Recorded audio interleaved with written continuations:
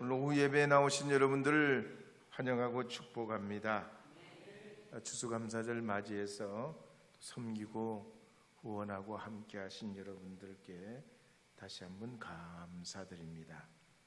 우리가 이 특별 이런 행사들이 있을 때 애찬도 준비하고 이게 하는 분들이 갑절로 힘이 더 듭니다. 근데 늘 이런 분들은 배지 않고 또 설거지하고 뒷정리하고 이런 분들도 사실은 드러나지 않는데 이런 분들이 수고해 주시고 봉사해 주셔서 감사드립니다. 특별히 우리가 각 선교회마다 회장님도 계시고 또 총회장님들도 계신데 여러분들께서 남녀 선교회나 각 기관별로 어떤 일들을 이루어 가실 때마다 리더로 세운 우리 회장님들 잘 여러분들께서 따르셔서 믿음의 좋은 열매들을 거둘 수 있기를 바랍니다.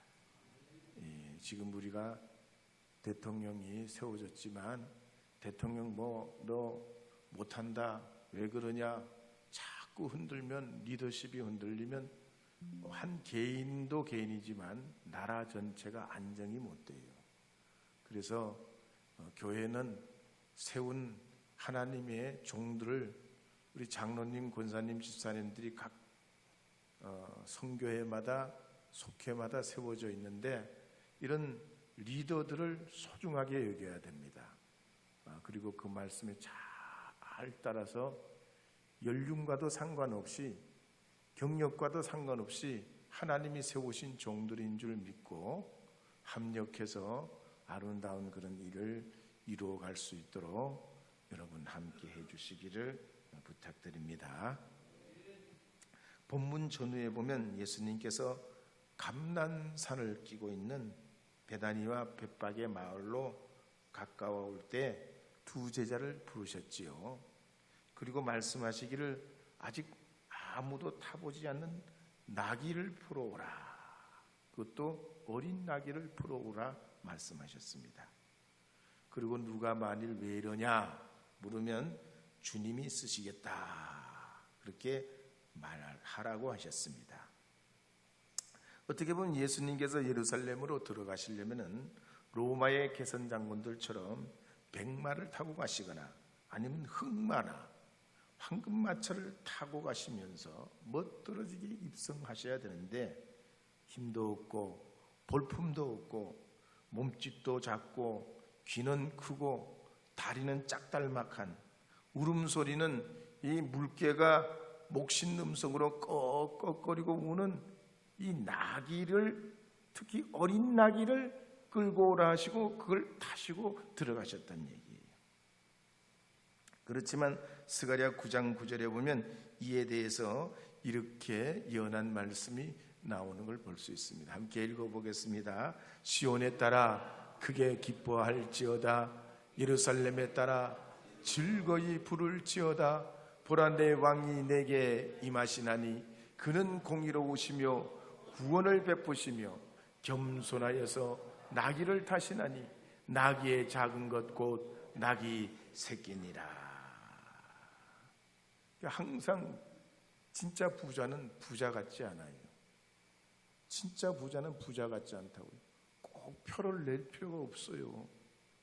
그렇잖아요. 왜 그냥 엄청나게 짜들어 그냥 꾸미고 목걸이가 무거워서 고개가 처질 정도로 그럴 필요가 없어요. 진짜 부자는 누가 뭐라고 해도 부자인걸요. 예수님이 딱 그 모양이에요.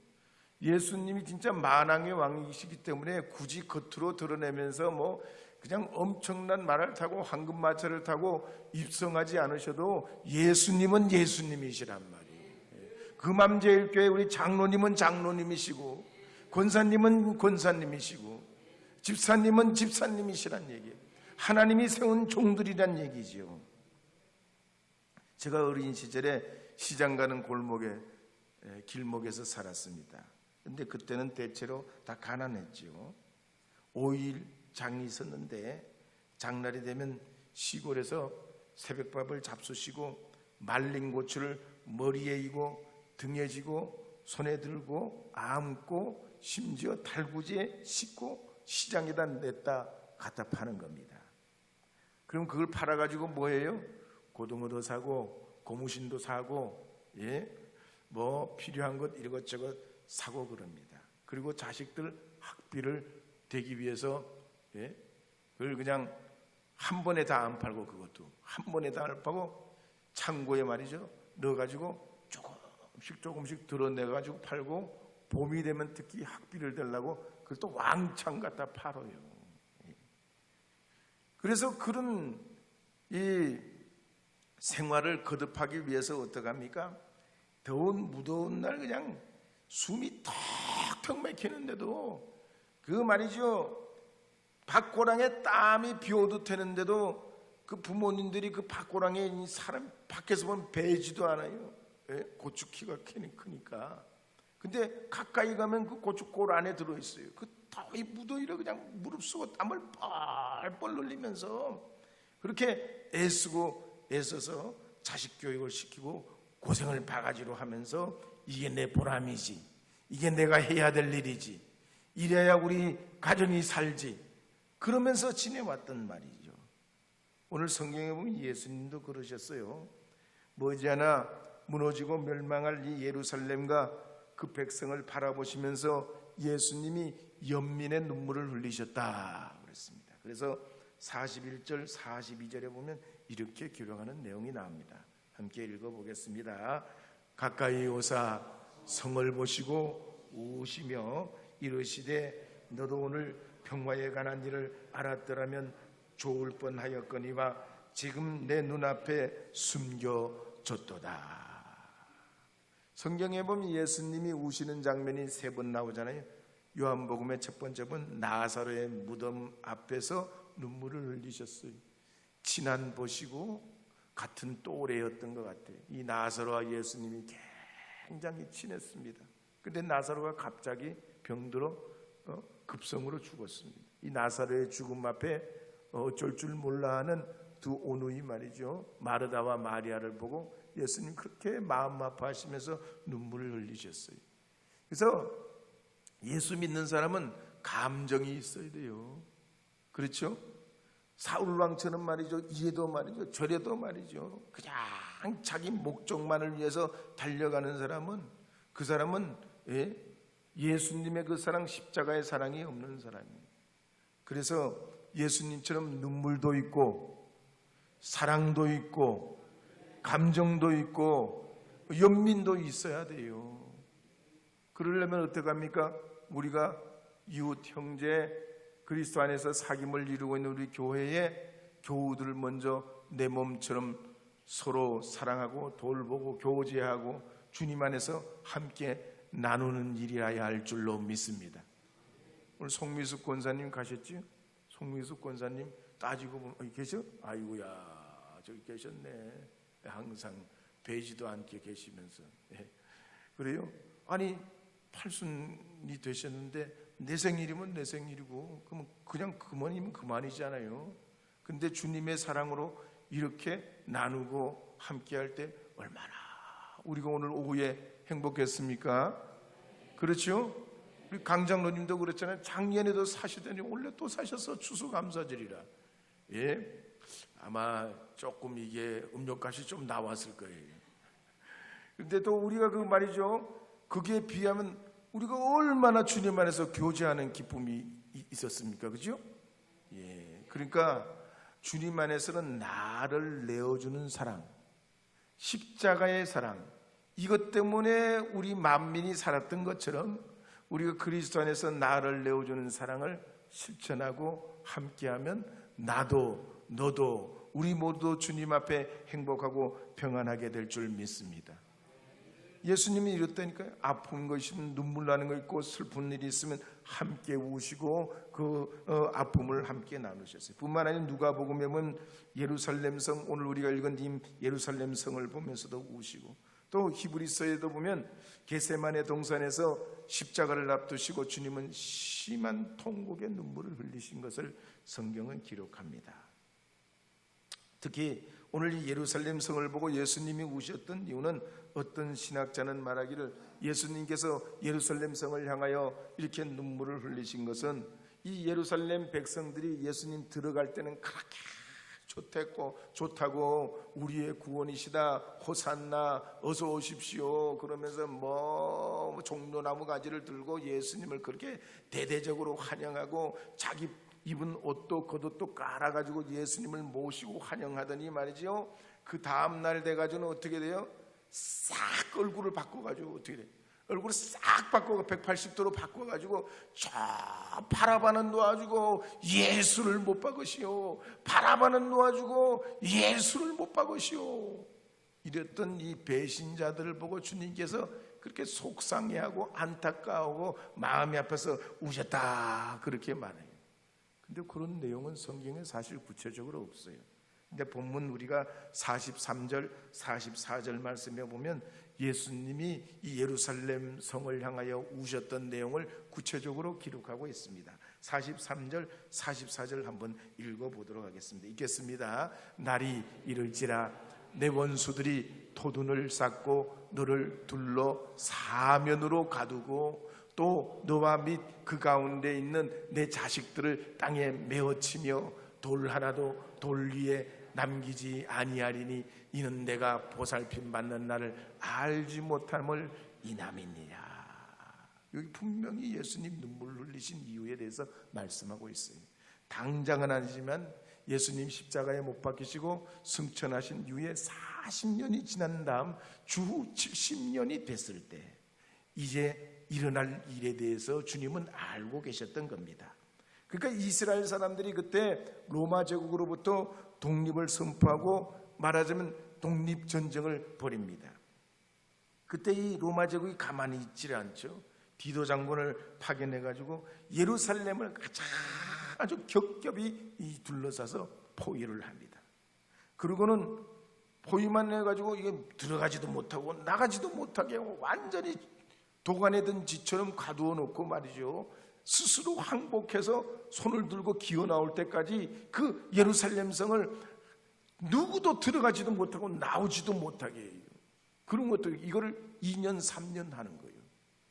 어떻게 되겠어? 그 안에 식량은 어디서 조달을 하고 사람들은 물자가 있어야 먹고 살 텐데 어떻게 그러냐? 그거 아니에요. 그냥 그러니까 이스라엘 사람도 자존심이 있어. 절대로 죽으면 죽었지 이게 나갈 수 없다는 거예요. 그런데다가 어떡합니까? 토둔을 쌓아 그 예루살렘 성 높이만큼 흙으로 옆에다가 언덕을 쌓는 겁니다. 예? 군대를 동원해가지고 노예들을 동원해서 막 언덕을, 산 같은 언덕을 예루살렘 높이만큼 쌓아요. 그러고선 그 위에서 어떡하면 불화살을 갖다 막 쏴대는 거예요, 성 안으로. 예?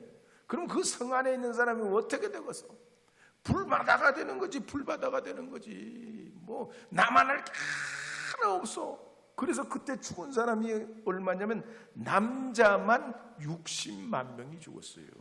물론 이 예루살렘 성 안에 있는 사람 말고 그 전쟁 때문에 죽은 사람인데, 예루살렘 도시에 산 사람이 아마 그 당시 한 2만 5천 명 정도 된다고 그랬는데, 어쨌든 그 성 안에 있는 사람들, 여자 아이들까지 그냥 싸그리 다 그냥 학살한 겁니다. 사람들이 얼마나 많이 죽었는지 그 피가 강물처럼 흘러내렸다고 그랬어요. 예수님이 이걸 아시니 어떻게 예루살렘 성을 향해서 눈물을 흘리지 않으실 수가 있었겠냐 말이에요. 사람은 몸도 편해야 되지만 마음도 편안해야 돼요. 마음이 편해야 몸도 편해요. 반대로 몸이 편해야 또 마음도 편해요. 영혼과 육체가 따로따로가 아니에요. 사람은 몸과 마음이 평안해야 그제서야 평안을 느낍니다. 그래서 성령의 은혜의 역사가 아무리 임해도 몸이 연약하고 힘들고 어렵고 피곤하고 아프고 고통스러우면 이게 어디가 뿌려요? 주님의 그 임재의 평안을 느끼기가 쉽지 않아요. 왜? 사람은 몸과 마음이 하나로 연결되어 있기 때문이에요. 사랑하는 여러분, 여러분은 영육의 복을 받으시기를 바랍니다. 영육의 복을 받으시기를 바랍니다. 특별히 평안의 복을 받으시기를 축복합니다. 독일의 프리드리 빌헬름 니체는 수제 중에 수제였습니다. 머리가 천재요. 최고의 대학 중에 하나인 스위스 바젤대 교수를 지냈습니다. 학위가 있어서 그런 것도 아니에요. 얼마나 천재인지 똑똑한지 학위가 없어도 이 니체를 교수로 뽑았어요. 이 니체가 음악, 예술, 문학 막히는 게 없습니다. 천재들은 진짜 불공평해. 얼마나 한 가지만 아는 게 아니라 10가지, 10,000가지를 다 알아. 그렇지만 이 니체가 어떻게 삽니까? 자기가 왜 사는지, 뭐 때문에 사는지, 어디로 가는지, 왜 이 인생이 마지막 끝이 어딘지 모르고 살다가 그 머리가 너무 좋으니까 세상의 모든 게 다 고민 아니에요. 세상의 온갖 것이 전부 고민 덩어리예요. 이 분이 결국 정신착란증에 걸려가지고 길거리에 쓰러져서 12년 동안 지내다가 세상을 떠나게 됩니다. 여러분, 세상에서 제일 어리석은 인생이 둘이 있습니다. 하나는 영혼과 진리에 대한 관심이 없는 인생이에요. 또 다른 하나는 관심은 있지만 방향이 없는 사람이에요. 예수는 믿지만 어떻게 해야 될지 모르는 사람이에요. 예루살렘이 다 그랬습니다. 역사적으로 보면 예루살렘이 얼마나 유서 깊은 도시인지 모릅니다.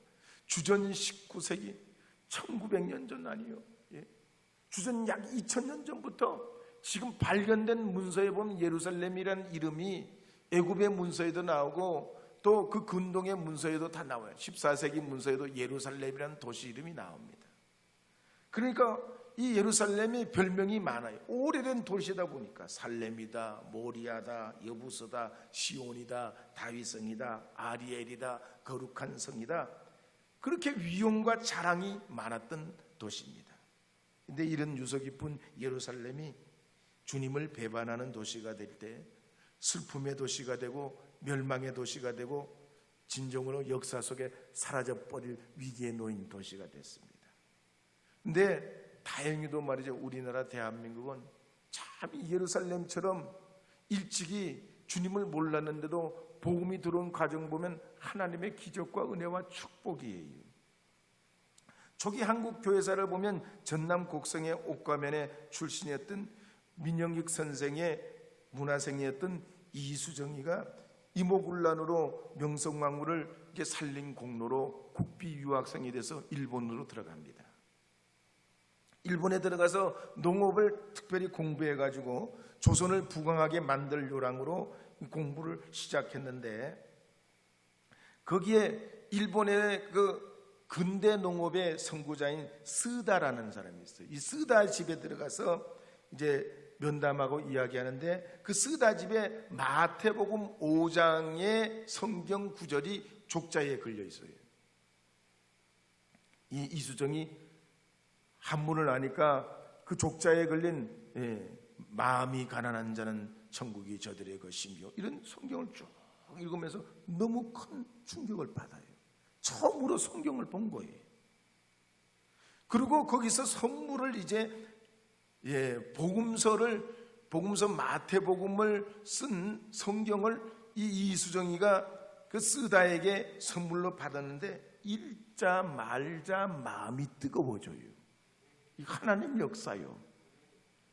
성경 구절을 보자마자 감동을 받고 쪽복음을 받아가지고 읽자마자 마태복음 1장 보면 진짜 재미없어요. 아브라함이 뭐 이삭을 낳고 이삭이 야곱을 낳고 야곱이 누굴 낳고 재미없는 거야. 근데 이 이수정은 그런 족보에 관심이 많은 사람이라 성경을 읽자마자 은혜를 막 받아버려요. 하나님의 역사예요. 그런데 그 성경을 읽는 가운데 꿈도 꿔요. 꿈을 꾸는데 키가 큰 사람, 키가 작은 사람이 가슴에 뭘 품고 오더래요. 그게 뭐냐? 그랬더니 당신 나라를 위해서 가장 소중한 것이라고 그래요. 근데 이분이 그러고 나서 일본에서 우리나라로 선교를 가기 위해서 대기하던 언더우드 선교사하고 아펜젤로 선교사를 우리나라에 들어가기 전에 일본서 만났더니 한 사람은 키가 크고 한 사람은 키가 작더랴. 야, 할렐루야. 하나님의 역사요. 그래가지고요, 자기가 그동안 성경에 관심이 있어서 이수정이 먼저 이 복음서를 말이죠, 쪽복음을 번역해 놓았던 걸 이 선교사들에게 주면서 한국에 들어가실 때 한글로 된 거, 언문으로 된 거, 이걸 가지고 들어가셔서 복음을 전하시라고 줘요. 이 대한민국의 복음의 역사는 진짜 기가 막혀요. 토마스 선교사를 통해서 저 북쪽에서 들어오는 복음의 그 흐름도 마찬가지고, 이 이수정을 통해서 일본을 거쳐서 대한민국으로 1885년에 들어가려고 준비하는 감리교 선교사, 장로교 선교사 이 두 사람에게도 이렇게 복음이 흘러가는 과정을 보면 하나님의 역사요. 사람이 이걸 준비하고 계획할 수 없어요. 그리고 오늘 저와 여러분이 예수 믿고 구원받고 이렇게 예배하게 됐다는 거예요. 근데 지금 우리나라의 영적 상황이 어떻습니까? 자꾸 복음을 밀어내요. 부인하고요, 교회를 좋지 않게 헐뜯고요, 여러 가지 영적 상황 자꾸 부정적으로 돌아가려고 그래요. 이럴 때 우리가 어떻게 해야 됩니까? 세상이 그런다고 우리가 함께 같이 가면 안 되는 거죠. 더욱 그럴수록 하나님 앞에 우리가 한 마음으로 복음에 집중하고 복음의 핵심인 그리스도 예수로 오직 살려고 해야 하는 줄로 믿으시기 바랍니다. 왜 그렇습니까? 요한복음 14장 27절에 보면 이렇게 기록하고 있거든요. 요한복음 14장 27절 읽어보겠습니다. 평안을 너희에게 끼치노니 곧 나의 평안을 너희에게 주노라. 내가 너희에게 주는 것은 세상이 주는 것과 같지 아니하니라. 너희는 마음에 근심하지도 말고 두려워하지도 말라. 주님이 여러분의 편입니다. 주님이 여러분과 함께 하십니다. 우리 한번 인사하도록 해요. 주님이 우리와 함께 하십니다. 두려워하지 맙시다. 근심하지도 맙시다. 할렐루야, 할렐루야. 세월이 지나면 연로하시면 내가 나중에 어떻게 될까? 왜 걱정이 없겠어요? 또 자라나는 아이들도 걱정이 무지 많아요. 걱정 때문에 애들이 자살한대잖아요. 근데 오늘 성경이 뭐라고 합니까? 너희는 근심하지도 말고 두려워하지도 말라. 왜? 주님이 예비하시고 인도해 주실 줄 믿기 때문인 줄 믿습니다. 세상 사람들은 안 되면 뭐 소송도 걸고 이런 방법 저런 방법 다 동원해 가지고 자기가 어떻게 해보려고 그래요. 그런데 하나님의 사람들은 하나님의 방법이 있어요. 하나님의 음성이 있는 줄 믿으시기 바랍니다. 주님의 그 인도하시는 평안이 있는 줄 믿고 근심하지도 말고 두려워하지도 말고 주님이 내 삶을 예비하시고 인도하심을 믿고 오늘도 주님 앞에 또 이 한 주간도 주님 안에서 주의 은총을 구하며 살아가는 하나님의 사람들이 될 수 있을 줄 믿습니다. 마지막으로 그 손흥민 아버지 송웅정 씨가 독서를 많이 했던 분, 그리고 책도 내고 그랬는데 그분이 읽은 옛날 글귀 중에 이런 걸 한번 소개한 적이 있어요. 흘러가는 강물에 발을 2번 담글 수 없다 그랬어요. 강물이 흘러가기 때문에 한 번 담그면 물이 흘러가 보니까 2번 못 담근다는 거야.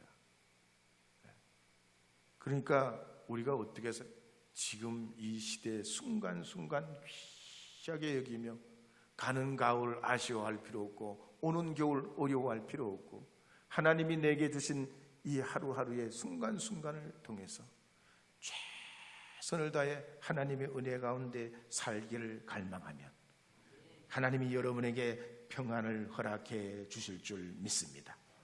열매 맺는 포도나무같이 하나님께서 30배, 60배, 100배의 열매를 인생과 삶을 통해서 반드시 맺게 하실 줄 믿고 또 이 한 주간도 주 안에 살아가시는 여러분 모두 되기를 축복합니다.